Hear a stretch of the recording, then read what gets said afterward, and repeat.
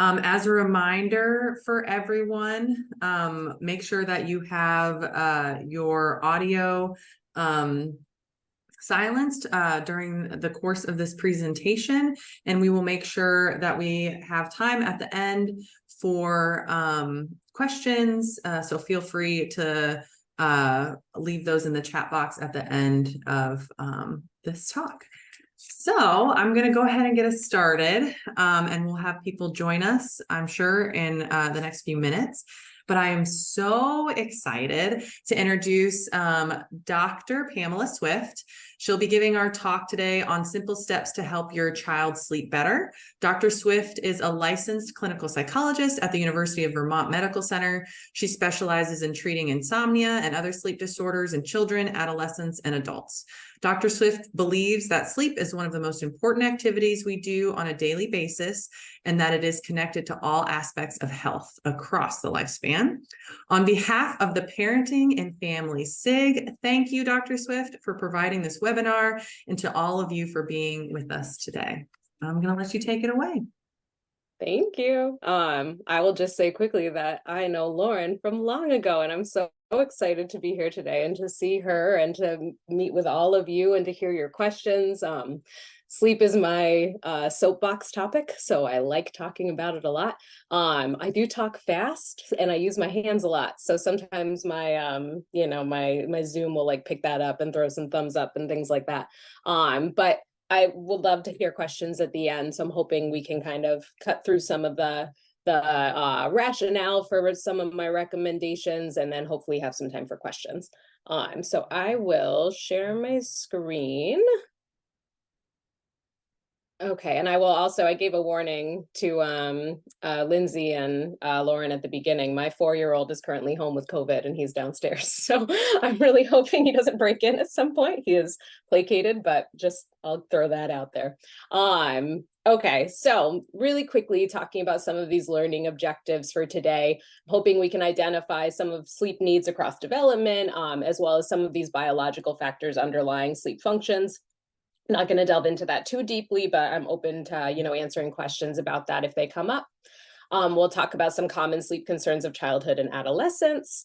I will talk about melatonin because that is something that I talk about a lot in my practice, and the best practices / when we should not be using melatonin. And I'm hoping that everyone can walk away with some behavioral skills for yourself, your practice, that are, hopefully easily applicable.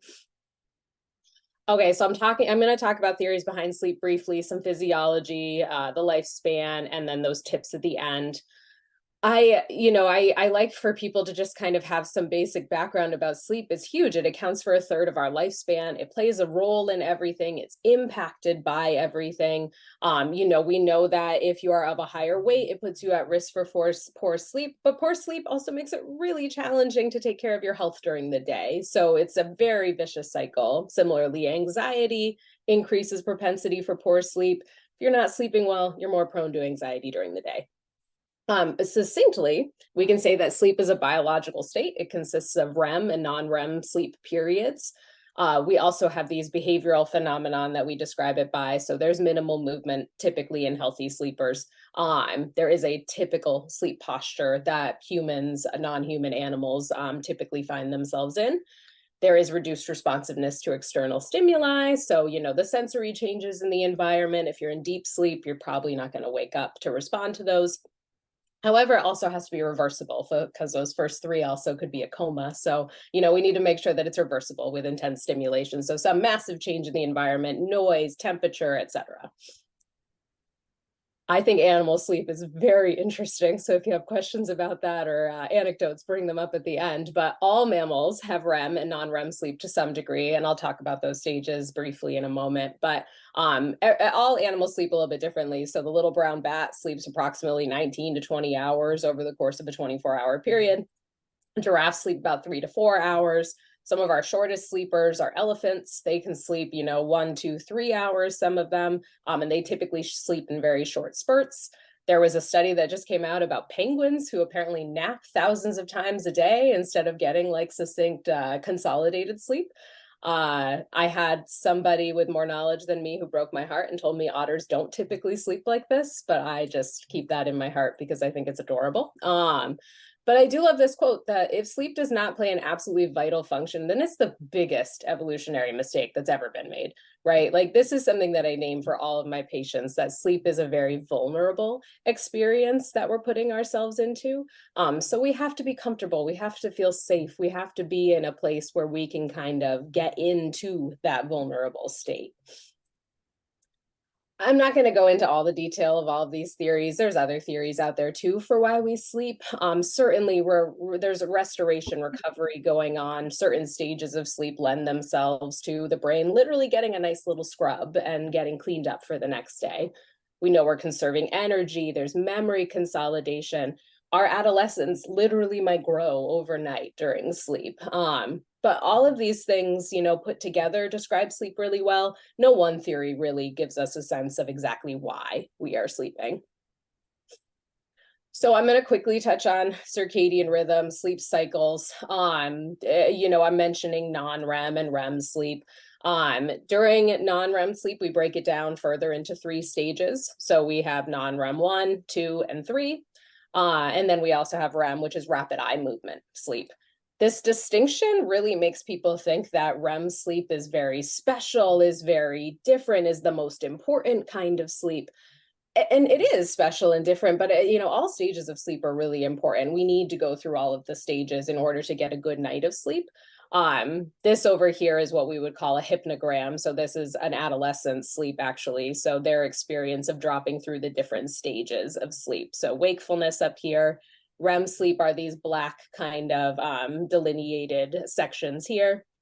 And then this one, unfortunately, we don't describe stage 4 sleep anymore, but we've kind of subsumed it into stage 3. But you can see how they kind of drop through these different stages over the course of the night.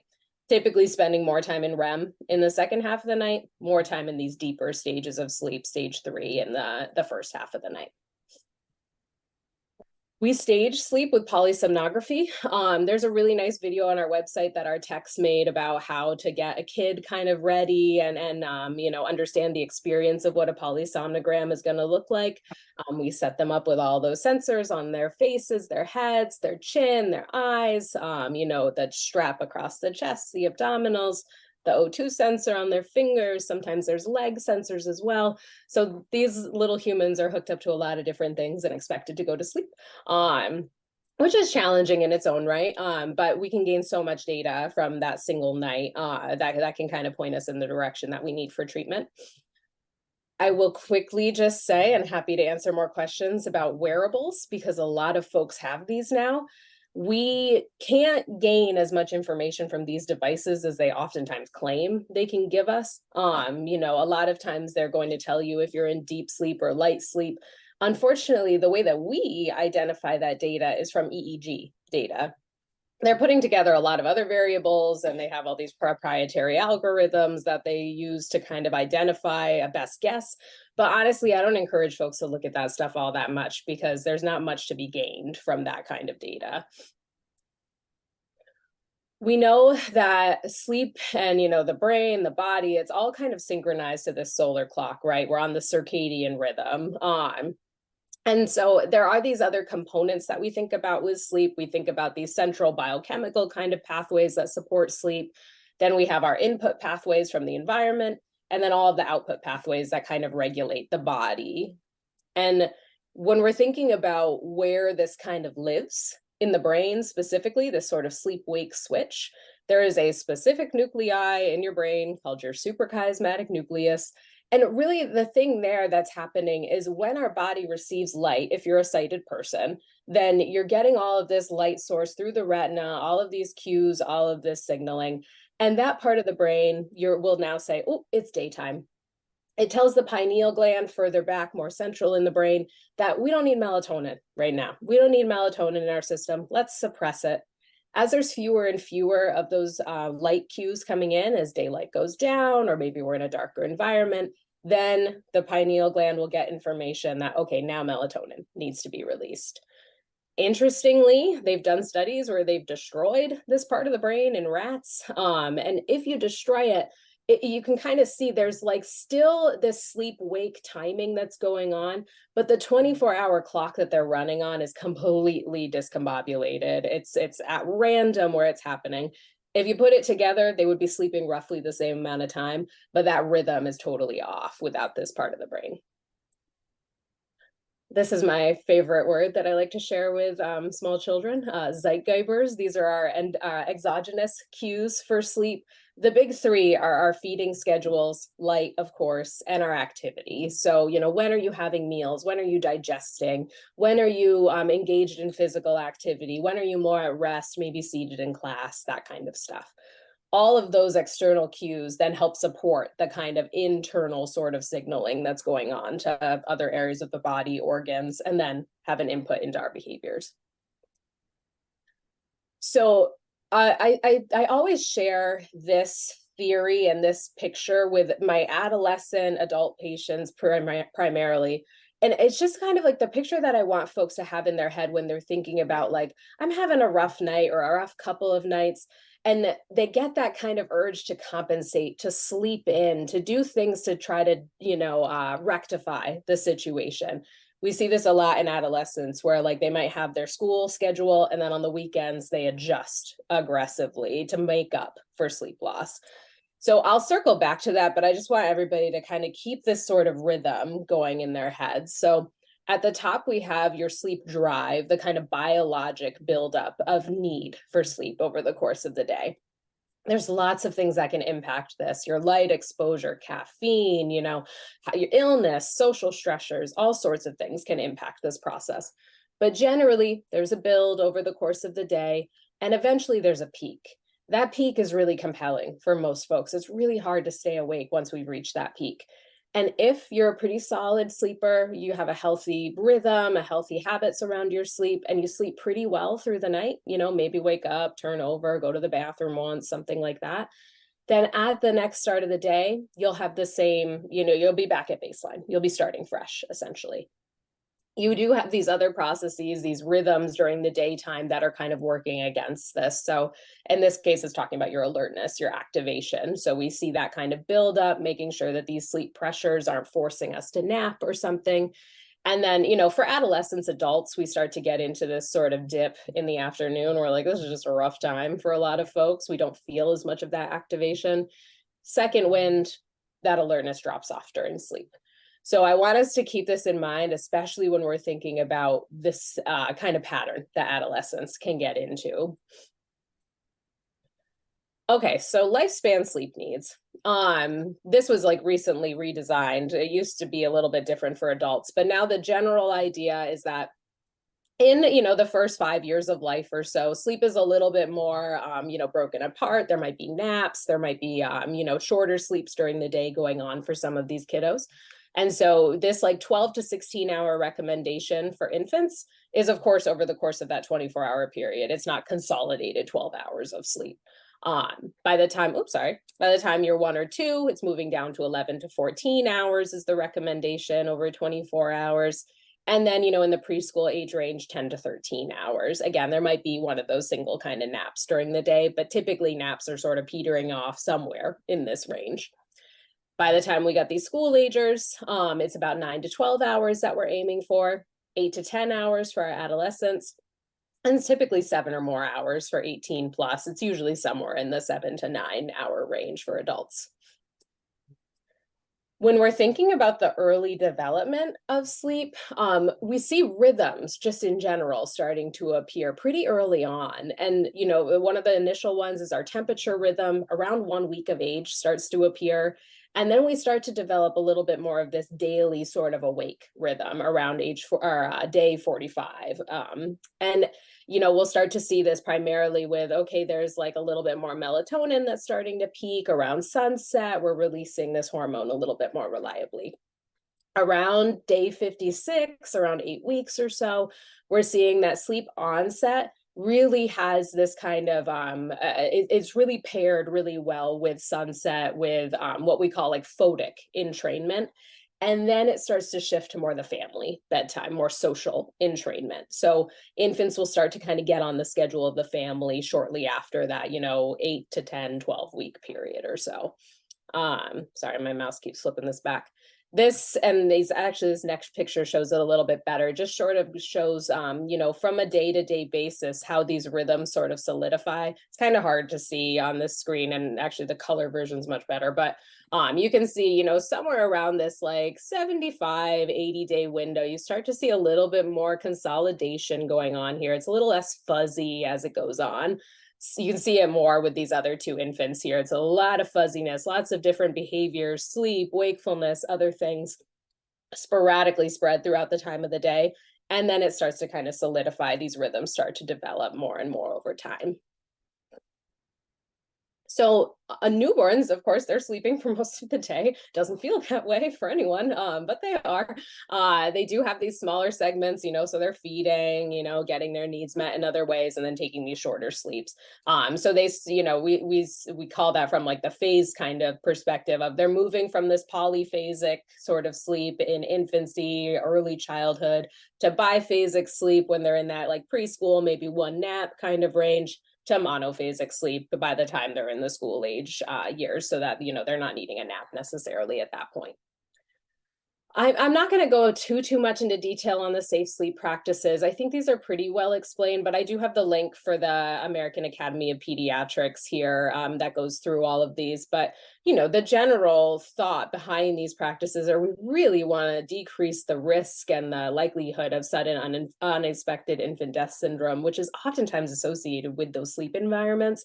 You know, whether kids are getting entrapped in those crib environments, or whether they're kind of rolling into blankets, being unable to roll out, all of these kinds of things to hopefully you know, decrease the likelihood of that happening. And, you know, oftentimes around this like 3-4 month sort of range, we can start to get into conversations if families are interested in sleep training, or I prefer calling it sleep learning, because I think it's a process that these kids are learning, you know, how to do this behavior in this environment. It's, you know, I'll talk about that a little bit more, but this is a point where it could start to come up around that 3-4 month range. Once you're getting into toddlerhood, we're seeing more consolidated sleep. Again, napping typically starts to decline. Oftentimes by around age 5, it's stopping entirely. There are cultural differences here. There are some cultures that really, you know, include a nap throughout the lifespan and prioritize that. So this is very much our cultural kind of experience of it. The amount of time that's spent in that rapid eye movement sleep starts to decline. So initially, it's about a 50-50 split. So, you know, during the newborn period, we'll see that an infant is either in active REM sleep or they're in quiet non-REM sleep. And then that's around that 3-month period, it kind of shifts and it becomes more like this sort of adult architecture, typically by the time we're getting into later childhood. There is a higher portion of time that's spent in deep or slow wave sleep during this kind of toddlerhood, early childhood period than what we see in adults, though. So this is just a graphic to kind of, you know, again, delineate these changes over time. And you can see just kind of the dropping of naps as we go, the consolidation of sleep into the overnight. You know, you could have a period of time where if you have like a 3 and a 5-year-old, that 3-year-old might actually be going to sleep, you know, significantly later than the 5-year-old because they got a good chunk of sleep, you know, earlier in the day. But again, you know, aiming for some kind of schedule that looks family dependent, similar to this, by the time we're into that childhood range. And I should say, this is all very specific to healthy, well-developing kids, right? Of course, there are going to be differences here if you have a child with some other kind of concerns. Stepping into adolescence, this is old at this point, and it made me laugh because it's called Sleep in the Modern Family, but this is like almost 10 years old at this point. But the National Sleep Foundation, they do a poll every year, and I think I have the link in the notes on here if people are interested. They change the topic every year. But back in 2014, they did one on sleep in the modern family and really looking into screen time, you know, how youths are using their phones and how that's impacting sleep overnight, and just the experience of adolescent sleep. So this was some of the data that got pulled from this. So around 6 to 11 years old, we see the vast majority of kids, 70% or so, are getting 9 hours or more sleep, which is great. That's what their body needs. Wonderful. Once we get into that like middle school, early high school, really middle school kind of age, it really splits. It starts to become, okay, well, now we got some 8 hours, we're getting more of these 7 or less, and we have far fewer of these 9 hour or more sleepers. And then it almost, completely flips by the time you get to these 15 to 17-year-olds. Far, far more of them are getting less than 7 hours. And we know we're aiming for 8 to 10, and only 10% are getting that 9 hour or more range. So this was really concerning to see that so many of these adolescents are now in a place where they're not getting their sleep needs met. And from a safety perspective, I'll talk about, it's really, really damaging and really concerning. There's this idea that what might be going on during adolescence is that there could be this sort of developmental phase shift that's happening here, specific to adolescence, puberty, as if there's not enough going on. Now they also have sleep troubles. So typically we'll see in childhood, there's kind of this like normal sleep timing, right? They're sleeping overnight at their typical time. And then all of a sudden, these kids just don't feel sleepy in the same way anymore. And they're not necessarily feeling like they're struggling once they fall asleep, but my gosh, do they have a hard time getting to sleep on time. And there's a few, reasons for why this might be. And I think this model touches on it really well by Mary Karskanan. It really, there's the bioregulatory stuff going on. So there's this delayed rise of sleep pressure, potentially. Thinking of that model, it's just slow going for them. They're not really peaking at the time they used to in their sleep pressure. There also could be the circadian phase delay, where, if they used to be like, I go to sleep at 9 and I wake up at 6, they're not like, oh, I don't feel sleepy until closer to like 11, 12 o'clock at night. So their whole schedule is just kind of shifting in that way. There's also psychosocial pressures, right? So these kids now have bedtime autonomy, right? Like they don't need as much input from us about when they go to sleep, how they go to sleep, all of that routine. They have academic pressures. They have more homework, more and more just gets stacked up on them. And then there's the screen time, the social networking, the rabbit holes that they can kind of go down on their devices. So that is all working against them at bedtime. And then at the wake up time, school start times are a huge problem for so many of our adolescents. They're having to get up at 5, 6 in the morning. And these kids, some of them aren't getting to bed until 1 or 2. And so they're constantly in this cycle of sleep deprivation. So they're these late to bed, early to rise kids that are now constantly in short sleep. So there's big consequences here, right? So there's an increased risk of unintentional injury and death. There was a study in North Carolina, this is probably also like 10 years old at this point, but it found that 55% of those fall asleep crashes, motor vehicle accidents, were caused by those under 25. So, a lot of these younger folks, maybe less, they haven't been driving as often, less familiar with driving and safety, and they're very sleep deprived. Lower grades, poor school performance, issues with depression, more chronically, mood concerns, and then increased stimulant use, some of these compensatory behaviors to try to make up for that sleep loss as a result. So I want to pause here because one of the thoughts around this developmental phenomenon is that it could at least be caused by these slower bioregulatory cues, the circadian delay, and that, in this case, could be melatonin. It could be that melatonin is throwing off these kids. And, I'll talk about this a little bit, but there was also a recent study that actually suggested we just need to tell adolescents to go to bed earlier. Like if you have a firm kind of style around bedtime and have more input, we can actually get our adolescents to go to sleep earlier. So there's some mixed reporting out there. I still tend to think it's not entirely, we just need to talk to our kids more about bedtime. I do think there's probably some other bioregulatory and social stuff going on there, but melatonin could be at play. And so I just want to talk about what melatonin is and what it isn't. So melatonin, it's a hormone. It's released by our pineal gland centrally in the brain, released into the bloodstream.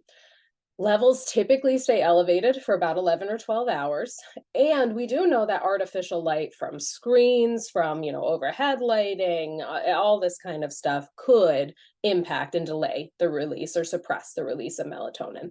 That's why so many of us have our blue light glasses. We have the night shift mode on our devices, all of those kinds of things. Over the course of the lifespan, we tend to see melatonin peak roughly in early childhood, and then it kind of plateaus for a bit. Around puberty, it starts to decline, and then there's a natural decline as aging goes on. So by the time we're in older adulthood, we're producing pretty negligible amounts of melatonin. So you might notice that one of the things that I did not say is that melatonin makes you sleepy, because melatonin does not serve a role as a primary hypnotic. So melatonin does not make us sleepy. It does not cause sleepiness directly. Instead, what we know is that melatonin is a chronobiotic. It tells our body what time it is. We call it the vampire hormone. The more and more we have of it is happening in darkness. So as we have more dark cues, we get more and more melatonin in our system. And so it's one of those hormones that just really helps us sync with the solar clock closely. So the way it's marketed, however, is very, very different. So we can talk about some of those the ways that we can use it for folks. But there are some potential reasons for why we might want to use it in adolescence and in childhood. They are very, very limited. Sometimes I have folks that are, more neurodivergent, have neurodevelopmental concerns with ADHD, autism spectrum, other, developmental delays in some cases. But importantly, I think a thing we have to keep in mind in our country at the very least is that melatonin is not regulated in any way, shape, or form by the FDA in any account. And so there have been some studies, this one was back in 2017, but there's been some other ones more recently too, that showed that variability within or across melatonin brands really varies wildly. So, you could have a 5 milligram melatonin, that could be 83% less than what it says on the bottle, all the way up to 507 or 500% more, roughly. So again, thinking about this is a hormone, that we're giving to kids during puberty. There's not enough information for us to know that it's going to be damaging to them necessarily, or that it's going to suddenly make their body not be able to produce melatonin on its own. However, it's not something that we necessarily want to be adding to the mix. And we also don't necessarily want to make our kids, adolescents, feel reliant on a pill or a medication or a gummy in order to fall asleep, is the other thing we want to keep in mind. Even within this study, they found like lot to lot variability of a single brand varied as much as almost 500%. And there were 8 tested brands that had serotonin in it, which if you have kids who are on SSRIs or something like that, you don't need them getting an influx of more serotonin. I don't have this data in here, but there was a study not long ago too about just overdose of melatonin has increased rapidly in children and adolescents. And so it's certainly something we want to be mindful of. Okay, so the common sleep concerns that we might be experiencing and that you might see in your practice, in your home, all of these things. I'm primarily going to focus on behavioral insomnia of childhood because that's what we tend to see a lot of. I'll talk about insomnia versus delayed sleep phase a bit too here. We can, I'll triage a little bit how you differentiate nightmares versus night terrors. And then some of these other concerns that, I'll just touch on briefly that we want to keep an eye out for sure in kids. So behavioral insomnia of childhood, by definition, a kiddo has trouble falling asleep, maintaining sleep, getting up too early. They're unable to resume or get to sleep in the first place without parental or caregiver intervention. They need some adult there. They need something, very specific in order to fall asleep or get back to sleep. They require a lot of attention, a lot of, a skillful intervention from parents or caregivers. And we have either the sleep onset association type, which are those kids who they have to have everything to a T before they fall asleep. If you mess with that routine, they're going to have you start over. Or, if they wake up and their room is not exactly how they left it, then they're going to want to restart that process. And then there's the limit setting type, which is more just, these kids are dawdling. They've kind of started to run the show. And frankly, a lot of parents don't have the energy to intervene anymore. And so it's really challenging to get those kids back in line with their sleep. With insomnia, it's the same criteria. We tend to, by adolescence, they might not need the parent or the caregiver. It's just they're struggling. They're struggling to fall asleep, get to sleep, get back to sleep, all of that. In the case of insomnia, individuals will feel sleepy. They'll feel like, I want to sleep. I wish I could sleep. I desperately need sleep, but they're unable to fall asleep. They can also have sleep maintenance concerns, meaning fragmented sleep. They're waking up multiple times a night, early morning awakenings where they can't get back to sleep, that kind of thing. We differentiate that from something like delayed sleep phase syndrome, which is potentially more what's going on in some of these adolescents that we're seeing. Those folks with delayed sleep phase, they have difficulty falling asleep, but they don't feel sleepy. They don't feel the drive to sleep. They don't have the cues for sleepiness at all. So, they'll tell you, like, I know I'm supposed to go to bed, but I don't feel sleepy yet. But once they get to sleep, they generally sleep really well. It's just they wish they could sleep longer. And oftentimes they don't have the opportunity to. So then wait, pause. So maybe melatonin for these folks, right? For these delayed sleep phase folks, because they're not actually building up their need, their drive, that kind of bioregulatory pressure for sleep. Maybe it could be helpful for them. It's hard to differentiate these things all the time. And so, I do always encourage, you got to talk to a provider about that, a provider who can really kind of delve into that differentiation a little bit more closely, do some sleep diaries, do a little bit more tracking. And, again, this could be a helpful tool for those folks.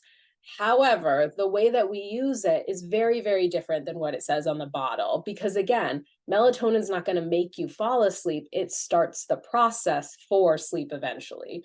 So I always recommend, if families are going to try something like this, it has to be a certified brand. So these are the ones that'll have like a USP seal, which is United States Pharmaceutica, or NSF, which is National Science Foundation. So somebody has gone through and they've actually tested this product to say, yes, that is what's in this bottle. The lowest dose they can find, that's challenging. Sometimes it's 3 milligrams. Some make kids doses that are certified that are 0.5 milligrams, which is great.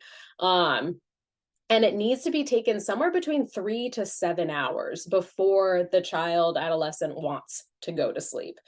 And that's the tricky thing, is there might be some playing around with that timing. They might have to take it at school even, depending on the time they go to bed. But really what we're trying to match this to is this specific variable that's called your dim light melatonin onset. And there are there are blood tests, there's saliva tests that you can take for this. Insurance doesn't cover them, but generally most people are somewhere in that 3 to 7 hour range. So I encourage, start with 5 hours. If you want them to go to bed at 9, have them take it at 4 o'clock and do that regularly for, a couple weeks, maybe a month. If it's helping, great. Maybe we do that for 3 months and we see if we've gotten them back on track, essentially. If it's not helping, then we think about, okay, well, are they getting sleepy, but they're getting sleepy too early? Are they not sleepy enough by the time they need to go to bed? Maybe that's a timing thing. Are they getting headaches? Are they getting more nightmares? Because melatonin can increase propensity for nightmares and vivid dreaming. Then in that case, I'd say stop. It's not worth it probably, because those are oftentimes, reactions or side effects that are not going to make this worthwhile. But on the other end of things too, just from an advocacy standpoint, we got to advocate for later school start times. Most of the schools in the county that I'm in Vermont, they don't start high school or middle school until 8:30, which is the general recommendation from the AAP and the American Academy of Sleep Medicine. For those kids, they just need more time to sleep ultimately. There are some schools in our county, unfortunately, that do not do that. They start at 7 still. And the tricky thing about the county I'm in is that, and some other places in Vermont, there's a lot of really rural kids who get bused to different high schools, and they're still having to wake up at like 6 in the morning in order to get that process going, because they have to travel 45 minutes, an hour or so. So as much of that advocacy that you can do in your community is great. It is a challenging shift, but it can be really impactful for the adolescents in the community. Okay, so nightmares versus night terrors. These are oftentimes confabulated, and I think it's really important to know the distinction between the two of them, especially if you're seeing some of these behaviors in a kid or in a kid that you're treating. We need to think about what's actually happening during these events. So with a night terror, a kid is going to have this huge autonomic reaction, screaming, crying, thrashing, heart racing, tense. They might be sweating, crying, all sorts of things. With a nightmare, it's a little less extreme. There could be screaming still, crying, maybe more of a whimper, some maybe a little bit of tossing about, but it's not going to be nearly as extreme as what a night terror looks like. Night terrors typically don't last long. That's not always the case. I've definitely had families who've had them last 30 minutes up to 45, but usually they're brief. Usually they are short. They are, a couple of seconds to minutes. They feel like forever because you're witnessing it as an adult, but typically they're not lasting all that long.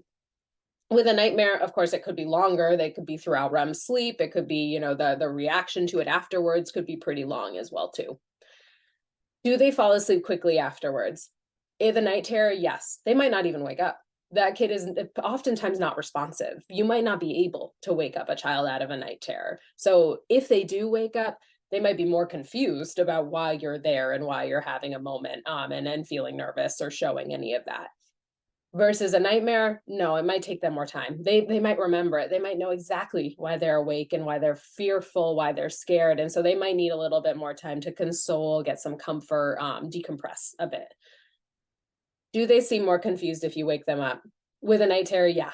A kid is going to be very confused because they were asleep. They had no idea what was going on during a night terror. They could be very confused about caregiver distress more than anything else.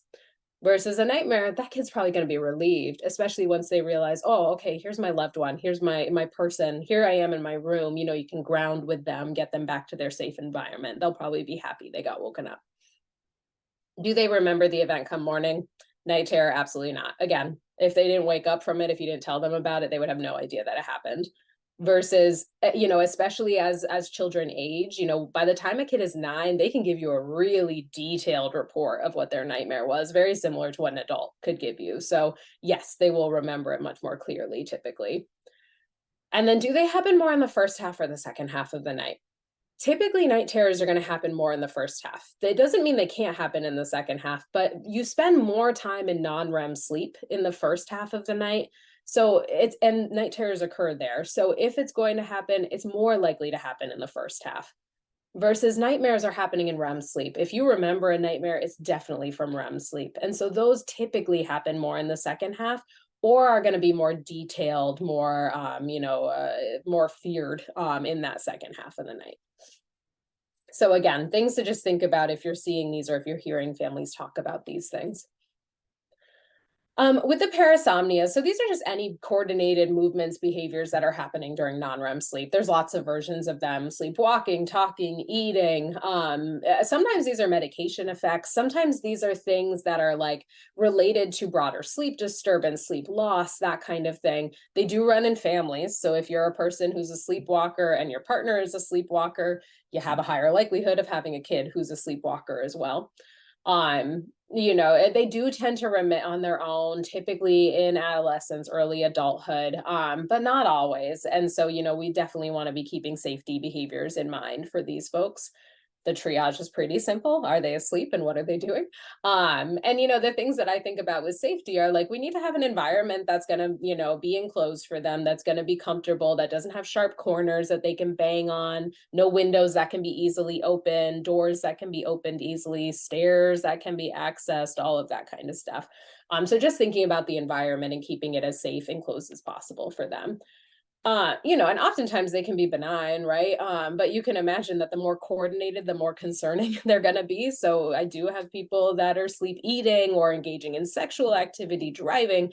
These aren't things oftentimes we have to worry about with kids. But on the other end, I had a mom who was sleep talking and their adolescent asked to take the car while she was sleeping. So you have to think about consent for that kind of activity too. With sleep disordered breathing, so there's lots of various types of this, and we do see this in kids. So it's something to think about if you have a kid who's struggling with sleep. We have obstructive sleep apnea, we have central sleep apnea, we have complex sleep apnea. The airway is just obstructed in some way, shape, or form for these folks with obstructive sleep apnea, at least. Usually their tongue, their soft palate, tonsils, adenoids, these areas are, too big for the body. They're taking up space in the airway. And, oftentimes that then makes it very challenging for kids to breathe overnight, especially if they're sleeping on their back and gravity is just kind of pushing those things back. So, we need to have some intervention for that. With central sleep apnea, there's no cue to breathe. So a child or adult will stop breathing because there's just no communication going on to tell them to breathe. That usually involves them then jolting awake, catching their breath, that kind of thing. So we want to be really mindful about assessing this in children. Sometimes it looks like these kids have ADHD during the day. They have really fragmented sleep overnight. They're sometimes scared to go to sleep because they know sleep isn't refreshing for them. It doesn't feel good for them. They look really restless at night. They're tossing about, shifting. They may snore if it's very, strong obstructive kind of sleep apnea. They're irritable, they're hyperactive, they're having trouble, getting through the day. They might doze off at school. There's just some other kinds of variables and symptoms that can show up in kids with sleep apnea that sometimes get overlooked as other behavioral issues. So we want to be mindful of that.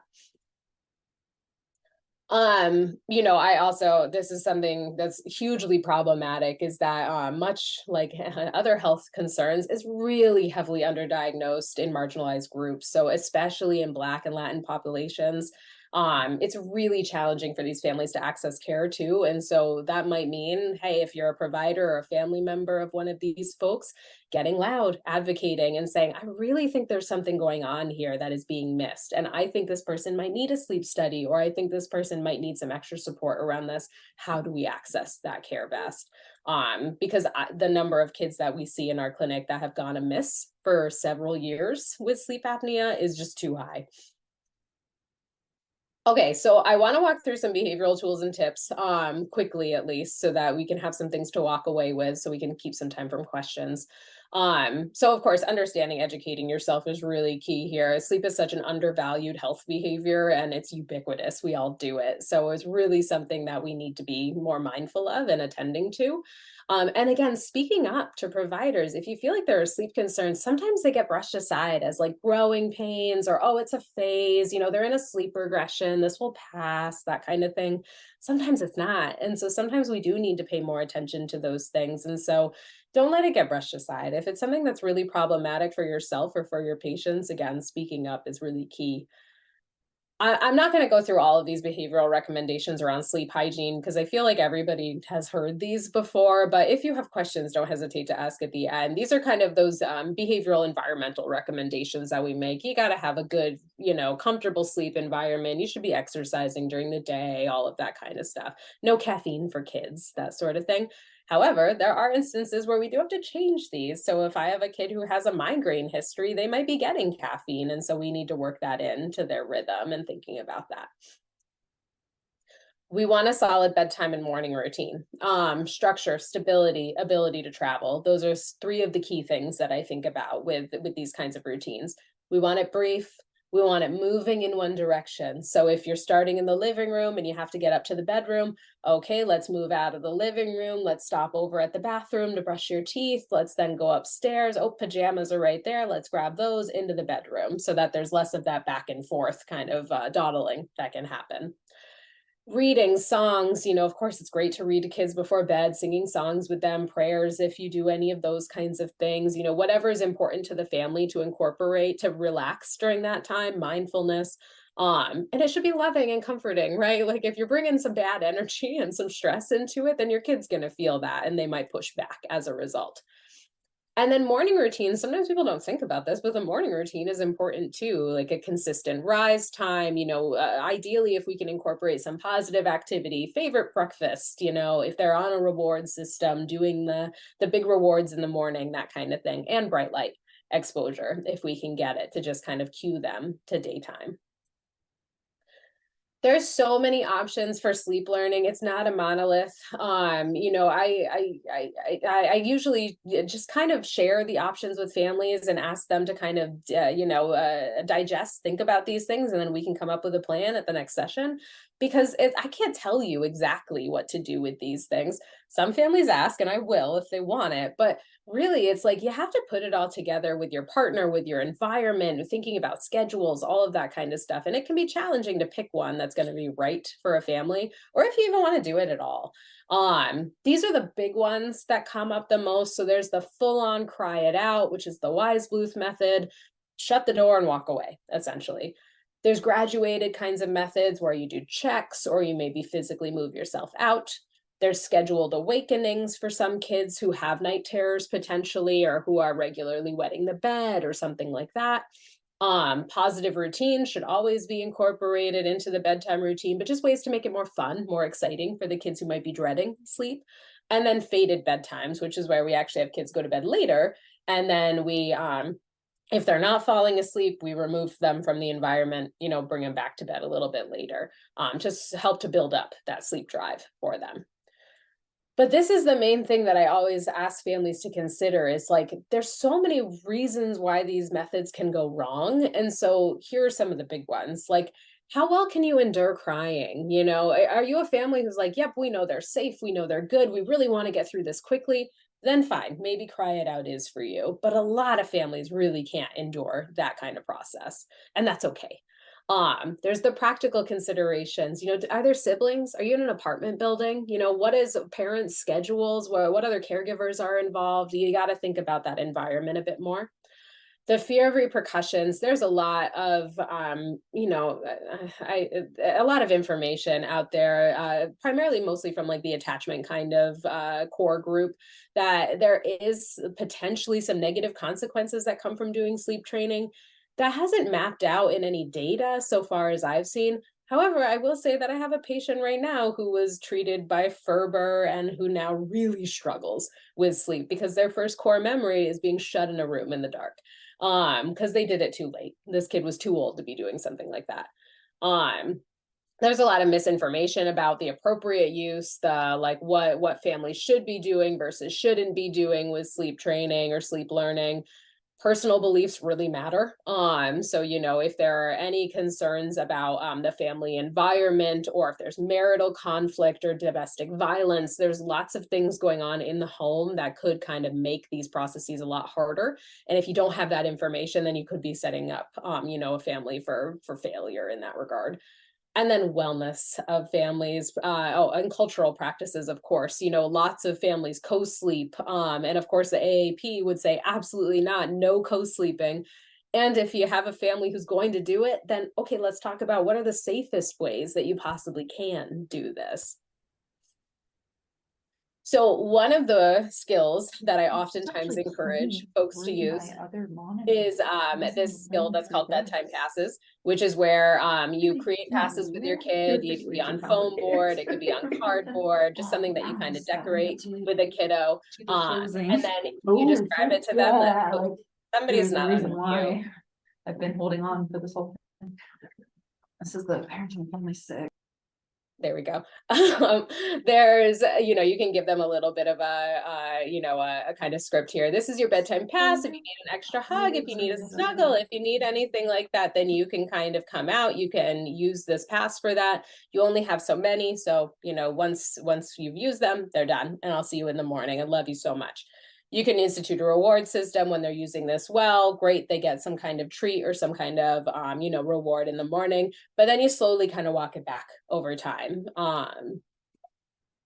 There's also the sleep fairy, similar to the tooth fairy. The sleep fairy will come into your room at night when you're sleeping. If you've done things, if we've gotten through the bedtime routine and you're asleep, when the fairy comes in, then they'll leave a little treat for you. We start out with continuous reinforcement. So every single time they come in and they're asleep, then they get a treat. And then we kind of, move to a more variable reinforcement by saying like, oh my gosh, the fairy, they've gotten so busy. Like we don't know when they're going to be back again. We'll just have to wait and see. There's also monster spray. So these are for the kiddos who might have a little bit of anxiety, a little dread around sleep. You can tell them I learned about this really special spray that, if we use this together, then we can kind of like fight off these scary things. You can include, their favorite smells, make it fun for them. But you kind of compare to just like how when we go camping, we use bug spray, or when we're outside, we might use bug spray sometimes. This helps to keep any of those scary things away.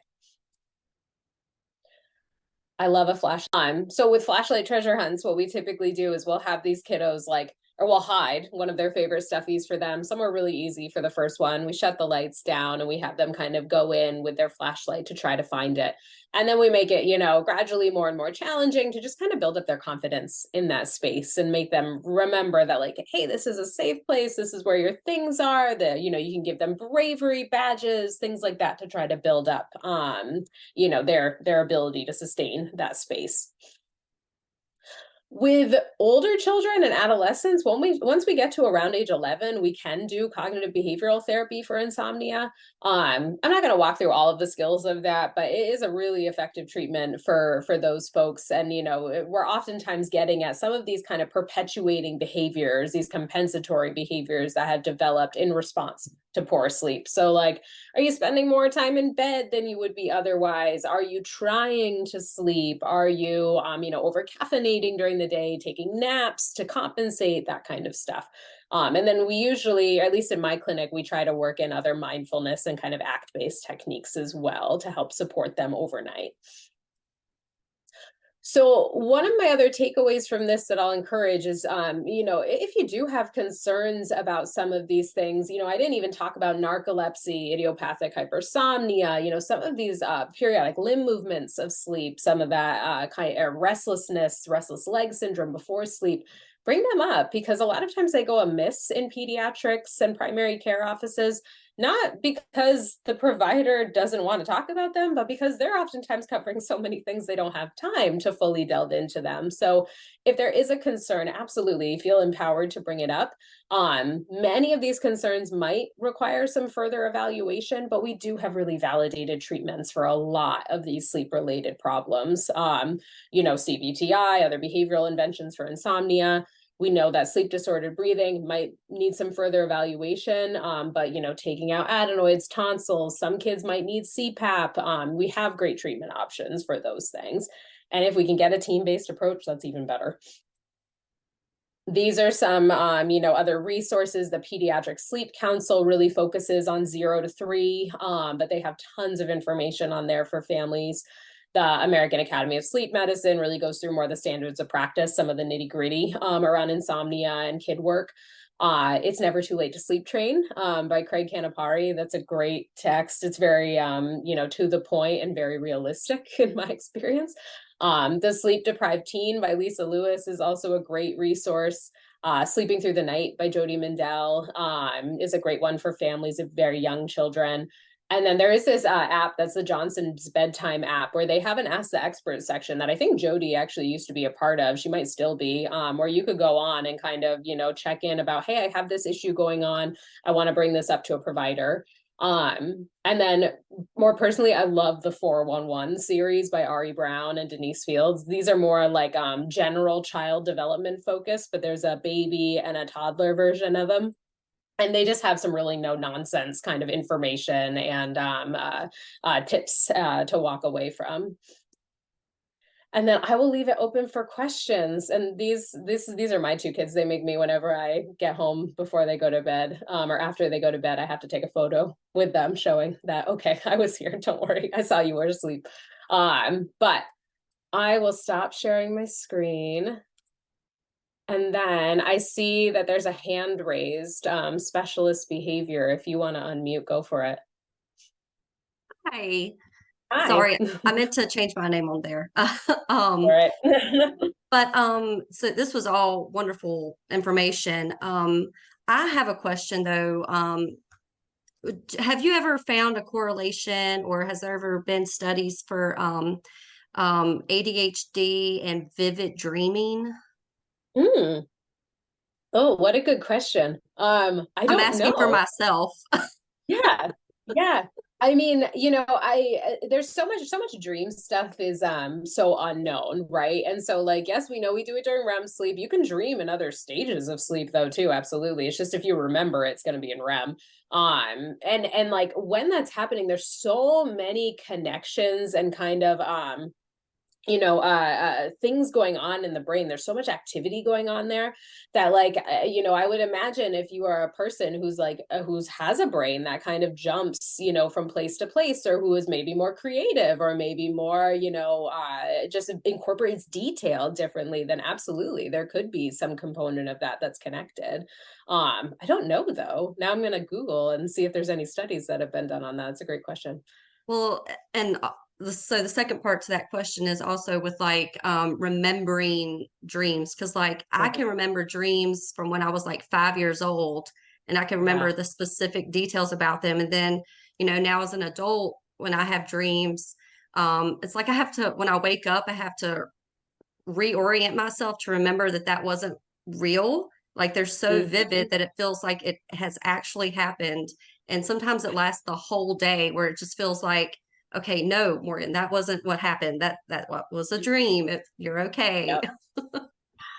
Yeah, there's, there are some people who really kind of try to delve into lucid dreaming and like feeling like they can have control in their dreams. And honestly, like there's not enough information out there to make me delve and, recommend that necessarily. However, if people are interested, one of the best ways to like become a better rememberer of your dreams and reporter of your dreams is to do that, like to kind of jot things down, to, note them as soon as you can when you wake up, and then kind of reground yourself right in reality. Absolutely. Thank you. And Lexi, I see you have your hand raised too. Yes, sorry. No worries. So I'm a parent of two children who really struggle with sleep. They both experience trauma. So I'm a adoptive parent of these two girls. Yeah. They experienced really severe trauma in sleep where they were literally just locked in rooms for days. And like now being that in, at bedtime, being, behind a closed door is really triggering. And so we're trying to find healthy ways to help them into that sleep. And I just didn't know if you had any insight. Yeah. Oh my gosh. Well, first of all, like, I'm sorry that those kiddos went through that. It's it's again, like coming back to that experience of, in order for us to fall asleep, you're literally allowing yourself to go unconscious. Right. And so like, oh my gosh, that's wild. If you've been through trauma, if you've been through really big stressors, like that's incredibly challenging to do. So it makes sense that that's going to be doubly challenging for a person who's been through an experience like that. The things that I think of are more those kind of graduated kinds of exposure sorts of skills of like, okay, maybe the door's not shut, right? Like maybe we do door open for a little while. We give you rewards if you're staying in that space at all, right? Like we build up your confidence in that way. Those flashlight treasure hunts too, just to give them some sense of like, this is safe. Like I first need to feel safe and supported in this space. I know the people here are safe and supporting me, but I don't necessarily get that from the space yet because of the things that I've been through. And so building up that confidence, but then even like, if you have the ability in your environment to like, maybe it's not a door, maybe it's like, those beaded curtains that we all used to have or something, maybe there's some other alternative to that can still create some separation for them and build up their skills, but not necessarily give them that sense of being shut in, because you can probably build to that, but I imagine it'll take some time for that. Yeah, we've been doing like door open, but I've even been seeing like the like calming down and like allowing themselves to sleep has been really hard. Yeah. There's, if you need there's another tool for this. I hate to tell people to spend money, but on Headspace, they have a really nice, like if your kids are into Sesame Street at all, they have like these little Sesame Street mindfulness. They're like 2 minutes or something, right? But even that process of like, okay, do you have that calmness here? Then like, can we move you over to this other space gradually, right? And get that calmness in this space now. Like maybe we do that stuff right outside of the room, and then we slowly start to introduce it in the other room too, to build that up. But it takes so much, time and gentleness and parental compassion too when you're going through that kind of stuff, because it's never lost on me that the parents of these kids are also sleep deprived, and so they're going through their own thing too. Yeah. Okay. Well, thank you. I appreciate it. Yeah, thank you. Okay, I'm looking at the chat too. Yes, it did kick us off, and then hopefully everybody's readmitted. So yes. Okay, let's see. Can children or anyone build a tolerance to melatonin? That's a really good question. And I think that's one of the things that we don't know enough about yet. There are some people who will say, yes, absolutely. If you're using exogenous melatonin, like over the counter, then your body's no longer going to produce it on its own. There hasn't been enough data to play out that's made us think that that's the case. And the hope with using melatonin is that, like, can we use it for a short period of time? Because if we can get your body back in line, then you shouldn't need it anymore. Like, it should be producing that on its own. But you know, my bigger concern with it over the tolerance piece is just like, you don't know what you're getting a lot of times when you get something like melatonin over the counter. Can you share that last slide? Yes, I'm absolutely, I'll happily send things over to Lindsay and she can share with the group. I have no problems with that. Will these slides be recorded? Yes, they are being recorded. One of the questions from the prior chat asked about magnesium. Oh, magnesium, that's a good one.